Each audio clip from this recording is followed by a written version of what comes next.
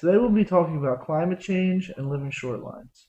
With the many different effects of climate change, two of the most overlooked impacts include changing precipitation patterns and stronger storm surges.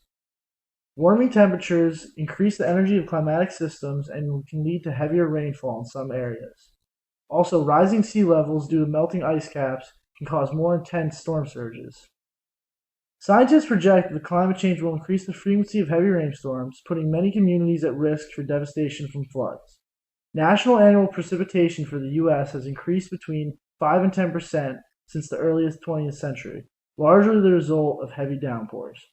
The IPCC reports that intense rain events have increased in frequency during the last 50 years, and human-induced global warming is most likely the contributor to this trend. A direct result of climate change is the increase in the frequency and severity of storms. Due to this effect, shoreline erosion has grown to be a particularly large problem. While storms accelerate the rate of erosion, many measures can be taken to mitigate the damage caused. The problem is that many of these solutions are very expensive and not very cost-effective. Many call for large bulkheads that are unappealing to the eye and obstruct the marine habitats.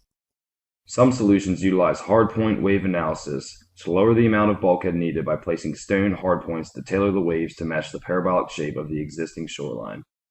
Bulkheads in these cases do not necessarily need to be stone. They could also be oyster reefs. While much more expensive, these reefs can be much more environmentally friendly than simply placing large stones in the water.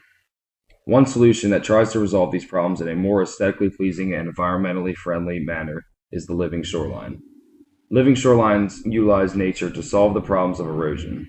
Native species of plants are planted along the eroding shoreline. The roots of these plants take hold in the soil and make it less susceptible to erosion. While this may sound simple, there are actually a plethora of factors to take into account when designing a living shoreline. Plants must be planted within the correct tidal range, otherwise they will not survive long enough to benefit the shoreline. For example, you couldn't plant a high tide grass in the low tide zone. Tidal range is not the only factor to consider. Use of other materials may be necessary in order to slow the rate of erosion. Different bioengineering materials are also commonly used to combat the effects of erosion on shorelines. One major benefit to using these bioengineering materials is that these materials are made of 100% natural elements and are therefore biodegradable. Biologs are among the most commonly used materials to help hold shorelines together. They are 20-foot long, 16-inch diameter logs that are stacked to an eroding shoreline to protect it. They are made of coconut fiber and can be installed without causing any disturbances to soil and native plants already in place. Biologs are also much cheaper than building bulkheads. Overall, the major benefit in using biologs is that in 2 to 3 years, the growth of vegetation on and around the logs will eventually consume them, thus creating a stronger, healthier, and more secure shoreline laced with root structures. As with any solution, there are pros and cons. One of the biggest pros is the cost.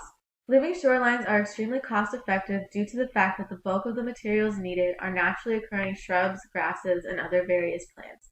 In addition, living shorelines help stabilize the shorelines that have been damaged as a result of severe weather, protect habitats from storms, improve water quality, and protect and restore intertidal habitats. Though most of the counter-arguments for living shorelines are not necessarily valid, one of the major cons for living shorelines is the fact that they require diligent maintenance. Since natural plants and materials are used, they have to be repaired and restored in the event of a major storm. Increasing storm intensity and frequency is a serious effect of climate change that must be addressed.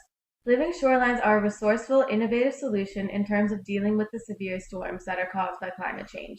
Living shorelines use natural plants, shrubs, and bioengineering materials, which makes living shorelines good for the environment, extremely cost-effective, and a cheaper alternative to cement barricades, and they help promote the growth of natural habitats. Though it is argued that living shorelines are difficult to maintain, this is only a minor setback for a greater overall goal. This goal can only be achieved through the concerted efforts of all of humanity, for climate change is all of humanity's problem.